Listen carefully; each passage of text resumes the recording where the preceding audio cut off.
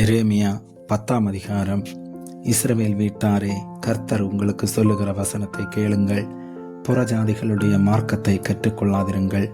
வானத்தின் அடையாளங்களாலே புறஜாதிகள் கலங்குகிறார்களே என்று சொல்லி நீங்கள் அவைகளாலே கலங்காதிருங்கள். ஜனங்களின் வழிபாடுகள் வீணாயிருக்கிறது. காட்டில் ஒரு மரத்தை வெட்டுகிறார்கள், அது தச்சன் கையாடுகிற வாட்சியால் பணிப்படும். வெள்ளியினாலும் பொன்னினாலும் அதை அலங்கரித்து அது அசையாதபடிக்கு அதை ஆணிகளாலும் சுத்திகளாலும் உறுதியாக்குகிறார்கள். அவைகள் பனையைப் போல நெட்டையாய் நிற்கிறது. அவைகள் பேச மாட்டாதவைகள். அவைகள் நடக்க மாட்டாததினால் சுமக்கப்பட வேண்டும்.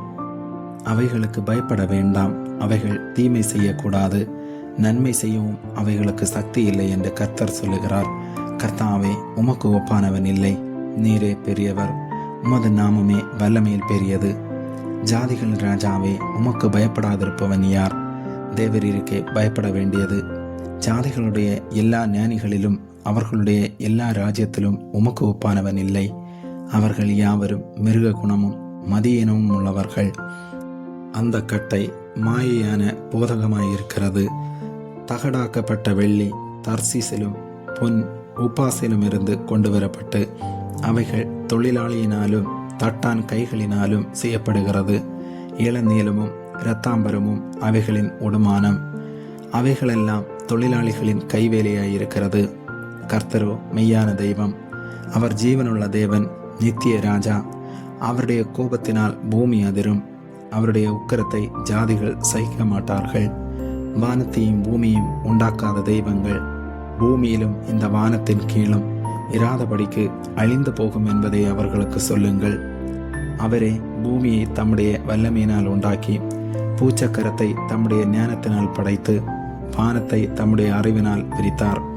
அவர் சத்தமிடுகையில் வானத்திலே திரளான தண்ணீர் உண்டாகிறது. அவர் பூமியின் கடையாந்தரத்திலிருந்து மேகங்களை எழும்ப பண்ணி, மழையுடனே மின்னல்களை உண்டாக்கி, காற்றை தமது பண்டக சாலைகளிலிருந்து புறப்பட பண்ணுகிறார். மனுஷர் அனைவரும் அறிவில்லாமல் மிருக குணமுள்ளவர்களானார்கள். தட்டார் அனைவரும் வார்ப்பித்த சுரூபங்களாலே வெட்கி போகிறார்கள். அவர்கள் வார்ப்பித்த விக்கிரகம் பொய்யே, அவைகளில் ஆவி இல்லை. அவைகள் மாயையும் மகா எத்தான கிரியையுமாயிருக்கிறது. அவைகள் விசாரிக்கப்படும் நாளிலே அழியும். யாக்கோபின் பங்காய் இருக்கிறவர் அவைகளைப் போலல்ல. அவர் சர்வத்தையும் உருவாக்கினவர். இஸ்ரவேல் அவருடைய சுதந்திரமான கோத்திரம். சேனைகள் கர்த்தர் என்பது அவருடைய நாமம். அரணில் குடியிருக்கிறவளே, தேசத்திலிருந்து உன் பொருட்களை சேர்த்துக்கொள். இதோ, நான் இந்த முறை தேசத்தின் குடிகளை கவன் கொண்டறிந்து அவர்கள் கண்டு உணரும்படி அவர்களுக்கு நெருக்கம் உண்டாக்குவேன் என்று கர்த்தர் சொல்லுகிறார். ஐயோ, நான் நொறுக்கப்பட்டேன். என் காயம் கொடிதாயிருக்கிறது. ஆனாலும் இது நான் சகிக்க வேண்டிய என் நோய் என்று நான் சொல்லுவேன். என் கூடாரம் அழிந்து போயிற்று. என் கயிர்களெல்லாம் அறுப்புண்டு போயின. என் பிள்ளைகள் என்னை விட்டு போய்விட்டார்கள். அவர்களில் ஒருவனும் இல்லை. இனி என் கூடாரத்தை விரித்து என் திரைகளை தூக்கி கட்டுவாரில்லை. மேய்ப்பர்கள் மிருககுணமுள்ளவர்களாகி கர்த்தரை தேடாமற் போனார்கள்.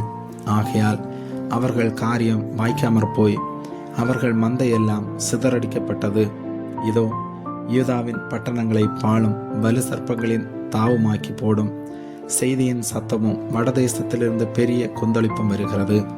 கர்த்தாவே, மனுஷனுடைய வழி அவனாலே ஆகிறதல்லவென்றும் தன் நடைகளை நடத்துவது நடக்கிறவனாலே ஆகிறதல்லவென்றும் அறிவேன். கர்த்தாவே, என்னை தண்டியும். ஆனாலும் நான் அவமாய் போகாதபடிக்கு உம்முடைய கோபத்தினாலே அல்ல, மட்டாய் தண்டியும். உம்மை அறியாத ஜாதிகளின் மேலும் உமது நாமத்தை தொழுது கொள்ளாத வம்சங்களின் மேலும் உம்முடைய உக்கிரத்தை ஊற்றிவிடும். அவர்கள் யாக்கோபை வட்சித்து அவனை விழுங்கி அவனை நிர்மூலமாக்கி அவன் வாசஸ்தலத்தை பாழாக்கினார்களே. ஆமேன்.